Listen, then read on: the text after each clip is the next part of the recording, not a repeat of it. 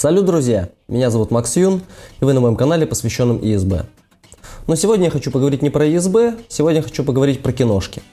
Я очень люблю кино, как, наверное, и многие. И, разумеется, я люблю фильмы, где много фехтования, сражений на мечах, рыцарей и тому подобного. Недавно мне на глаза попалось видео, где усатый эксперт из лондонской школы длинного меча оценивал фехтовальные сцены из известных фильмов и сериалов.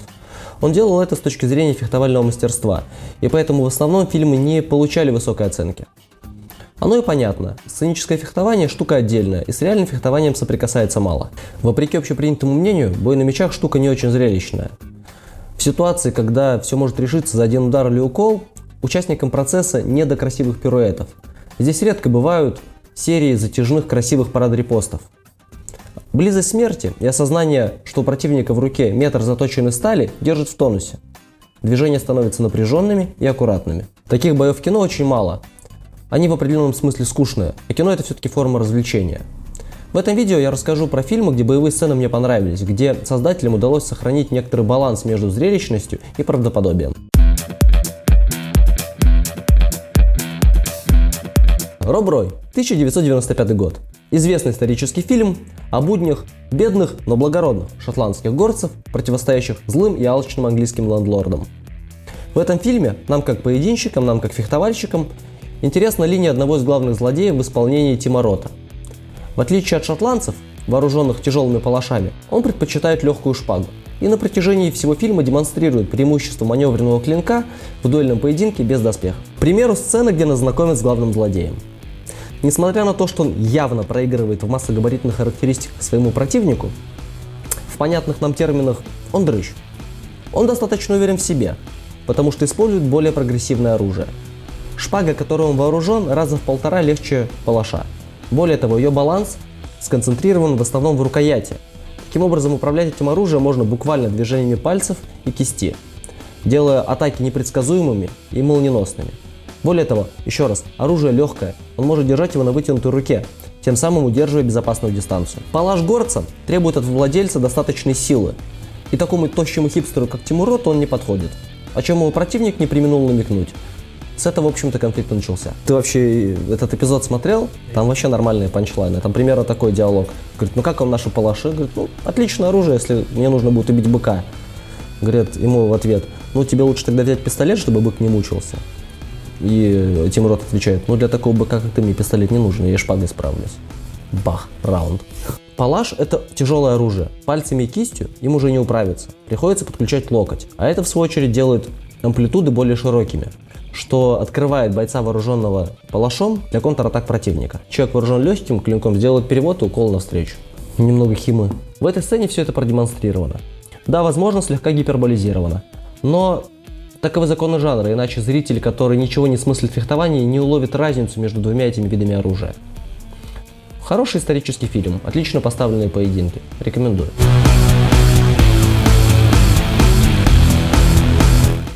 Дуэлянты, 1977 год.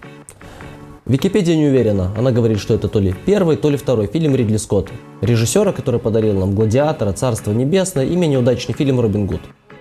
Очевидно, что Ридли Скотт любит историческую тематику. Это история двух наполеоновских гусар, которые буквально на протяжении всей жизни не могут убить друг друга. И хоть повод был высосан из пальца, к самой дуэли они относятся очень серьезно, по крайней мере один из них. Это один из моих любимых фильмов, если говорить о реалистичных дуэлях. Настолько реалистичных, что кому-то они могут показаться скучными. Так было и со мной. Впервые я посмотрел этот фильм в 13 лет, и тогда мне показался чудовищно скучным. Но сейчас, имея некоторый фехтовальный опыт, я получаю искреннее удовольствие от правдоподобных поединков. Я верю героям, я верю, что персонажам страшно. Фильм начинается с дуэли на шпагах. Понимая, что оружие очень легкое, молниеносное, смертоносное, что все может закончиться буквально за один укол, противники держатся на очень большом расстоянии друг от друга. Вооруженная рука максимально вытянута вперед, пасут дистанцию. Я бы даже сказал, что противники скорее думают о том, как не умереть, а не о том, как убить. Несколько осторожных атак. Обратите внимание, ноги напряжены, в случае чего бойцы готовы рвануть назад и разорвать дистанцию. Бой, в общем-то, заканчивается тогда, когда у одного из дуэлянтов сдают нервы, и он несется в отчаянную, плохо подготовленную атаку и напарывается на встречный укол. Классика. Фильм интересен еще и тем, что дуэли проходят на разном оружии. На легких почти воздушных шпагах, на тяжелых кавалерийских саблях, пешими, конными, даже стреляются. Ну, у нас-то не особо уже волнует, но тем не менее. В общем, отличный фильм, отличная история, отличное фехтование. Однозначно рекомендую. Но, правда, стоит понимать, ребят, фильм все-таки очень старый, и некоторые сцены, возможно, сняты наивно.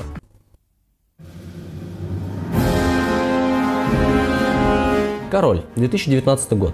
Экранизация от Netflix одной из исторических хроник Уильяма нашего Шекспира, Генрих V. Рассказывает об этом самом Генрихе V, об его становлении из типичного представителя золотой молодежи, который слоняется по барам и борделям и конфликтует с отцом-тираном, в одного из величайших правителей Англии, в покорителя Франции. Сам фильм неплохой, не хороший, масса исторических неточностей и допущений. На что нам стоит обратить внимание, так это на достаточно качественную боевку в доспехах. Редкий случай, когда бойцы, персонажи сражаются с закрытым забралом. Кино обычно такое не любит, потому что не видно эмоций персонажа.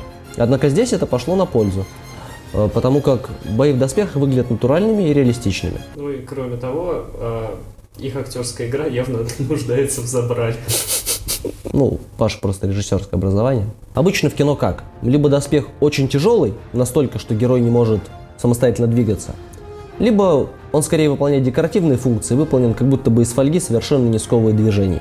В этом фильме не так. Бойцы достаточно бодро сражаются, однако видно, что на них надето тяжелое железо. Видно, что шлем ухудшает обзор и дыхание. Видно, что доспех сковывает движение. Бойцы сражаются друг с другом, но они делают это, будучи облаченными в тяжелую броню. Меч в этом фильме не является вундервафлей, которая запросто с одного удара пробивает доспехи, как в соседнем Ведьмаке. Нет, здесь все по-настоящему. Хочешь убить рыцаря, бей его клевцом, бей его булавой или бардой. Тыкай кинжалом в щели, топи его в грязи. Топи его в грязи. В фильме очень много борьбы и достаточно близкого контакта, в том числе борьбы на земле. Становится понятно, почему в рыцарской подготовке борьбе уделяли большое значение. Думаю, что у человека, который посмотрит этот фильм, не возникнет по этому вопроса. А чё это у вас в ФСБ так много обнимашек? Вот отличная боевая сцена с первой половины фильма. Обратите внимание на то, как двигаются бойцы. Забрало ухудшает обзор. Мобильность конечности ограничена доспехом. В итоге, чтобы, скажем, посмотреть в сторону, недостаточно просто бросить взгляд. Нужно повернуть всю голову. А чтобы нанести сильный удар тяжелым оружием, недостаточно бить одной лишь рукой. Нужно использовать все тело. И здесь все так, в этом фильме, как в реальных доспехах. Обратите внимание, что уже через минуту боя, большая часть которого прошла в борьбе на земле, оба бойца очень сильно измотаны. Завершается схватка также на земле, с помощью кинжала. Смерть.